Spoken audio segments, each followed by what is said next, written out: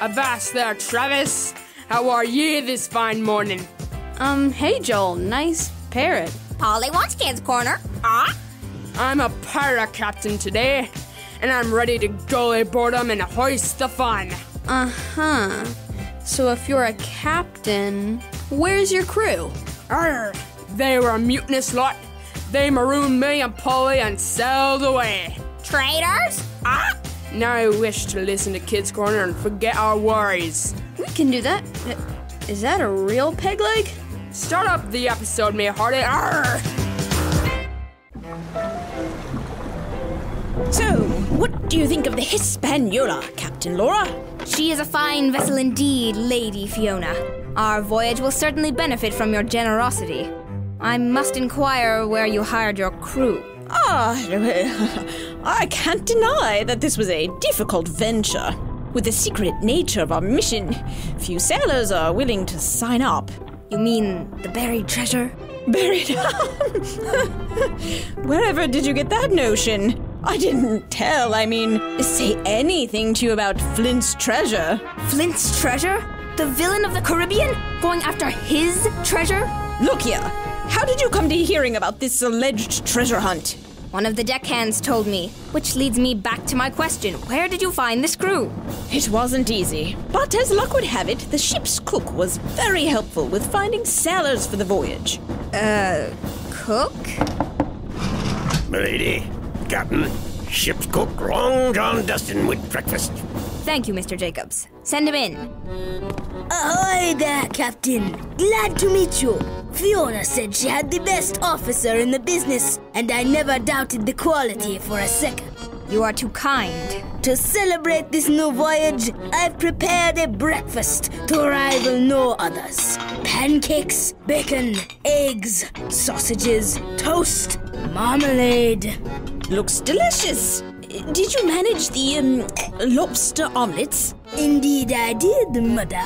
So, Destin, I heard that you played a large part in hiring the scoundrels that we generously call a crew on this ship. Aye, that I did, Captain. These lads and I have sailed halfway around the world and back. I would trust any one of them with my own life. A finer collection of salts you never did see. That will remain to be seen. Look, Captain, you seem to be a little irritated this morning. Why don't you try some of my morning tea and listen to a radio program to set your mind at ease? I could do with a spot of tea. Very well. A small cup and one program. As you wish, Captain.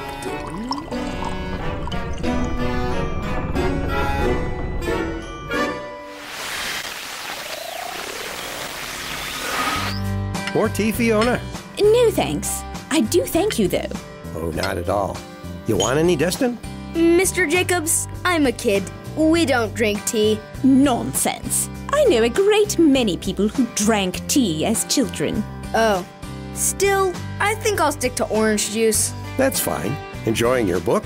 Yeah, they're getting ready to set sail. Set sail? Which book is that? Treasure Island. Oh, a classic. Robert Louis Stevenson, if I'm not mistaken. Yeah, it's pretty good. I mean, it's about pirates, so it can't be that bad. Hard to argue with that. Hey, guys. Good morning, Laura. Would you care for some tea? Yeah, sure. Looks like you've got something on your mind. Anything I can help with? I don't think so, Mr. Jacobs. Not unless you want to talk my parents into letting me go on a road trip with my friends. A road trip? Oh, that does sound like fun. Yeah, why will your parents let you go? I don't know. They said something about not wanting me to get into trouble. Trouble? Won't you have a grown-up going with you to make sure you're okay? Well, no. Aubrey just got her license last month, and her parents are going out of town, so she's going to take the other car around the state. She said that she knows a bunch of colleges where they throw some fun parties, and she invited a bunch of us girls to go along. Oh my. Oh my is right.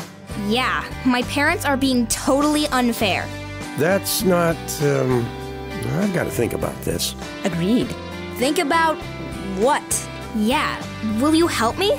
I'll do my best. Why don't you listen to the radio as Fiona and I discuss this? All right. Thanks, you guys.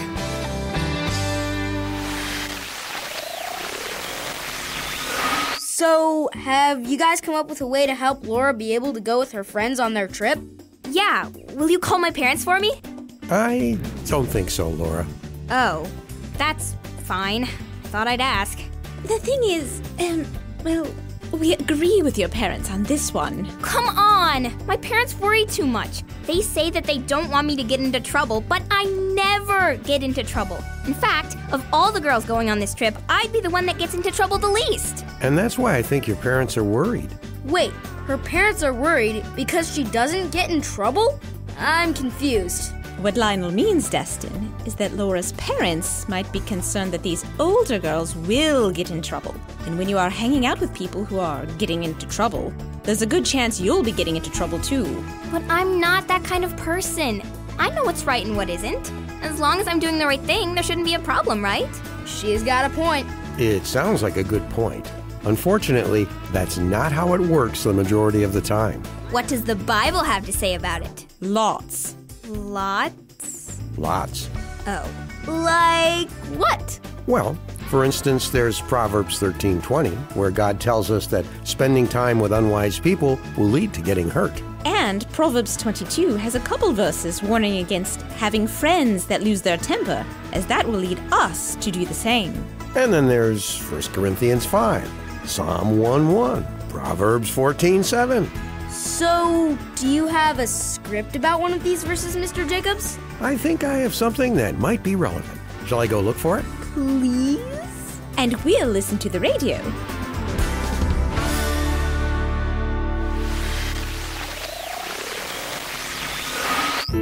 And now, from the garage of Lionel Jacobs comes the fabulous drama, The Sweet Spring, an adapted biblical proverb about purity. Once upon a time, in the rolling plains, there was a small spring. Hi there. Name's Duncan. I live here along the banks of Clearwater Pond, the cleanest, most freshest body of water you'll ever visit. For years, Duncan took care of the little pond, trimming the trees, scooping the algae, and feeding the animals. It's the least I can do. The spring gives me fresh water, a good place to swim, and every once in a while, I get a nice fish dinner. Oh, I've got a bite. Hold that thought. Come here, you. But one day, Duncan had a visitor. Say there, friend. Looks like you got a monster at the end of that line. Ah, he got away. I was so close. He had to have been 4 feet. Right. Look, I just wanted to introduce myself. Greta Vancouver, and this is my assistant, Roxanne. Charmed. We're looking at building a soup factory over yonder and wanted to get a feel for the lay of the land. You like soup, son? I mean, sure. I like this pond, sir. Yes, I do indeed. Would you ever consider selling the water rights to this land? A soup factory could use a water source, and this looks mighty clean to me, wouldn't you say, Roxanne? Indubitably. What do you say, lad? We got a deal? I don't think so. Fair enough, fair enough. I'll be by later. See how you're doing. Say goodbye, Roxanne. Farewell. Yeah, bye. Duncan wasn't sure about his new neighbor. He wanted to be friendly, but he liked his clear pool of water, and the thought of giving up the rights to the pond just didn't seem right. A few months went by, and the soup factory was finished. After the opening ceremony, 2 familiar faces appeared at Duncan's front door. Good morning, neighbor. Lovely day. Say hello, Roxanne. Morning. Hi, can I help you? Told you we'd be by. As you probably heard, the factory is up and running, and though it's doing fabulously, we could use a little bit more water. And you know, I was saying to Roxanne the other day, you know who has a little bit of water? Our fantastic, kind neighbor, Mr. Tolkien. Duncan. Right. So we thought we'd have a talk about it and see if you're interested in selling us your water rights. We pay well. Tell him, Roxanne. Ka-ching! Well, I do like to be a good neighbor. And good neighbors share, right? All right. Sign here. And so it was done. The factory built large pipes to the pond and started pumping the fresh, clean water. It wasn't long, however, before the water level began to drop. The nice banks dropped off into muddy banks, and the water that was left became stagnant and gross. Instead of a pleasant pool, Duncan now lived on the banks of a swamp. Are you almost done with the water? Sorry, can't hear you over all the money we're making. Tell him, Roxanne. Economy! The moral is that we need to be careful who we make deals with, and especially who we trust to be our friends. If we are wise, we will make sure that we are spending our time with people who will help us grow and respect us. On the other hand, if we aren't careful, the people we call our friends will take all they can from us and leave us dirty and ruined, like a spring that's been pumped dry.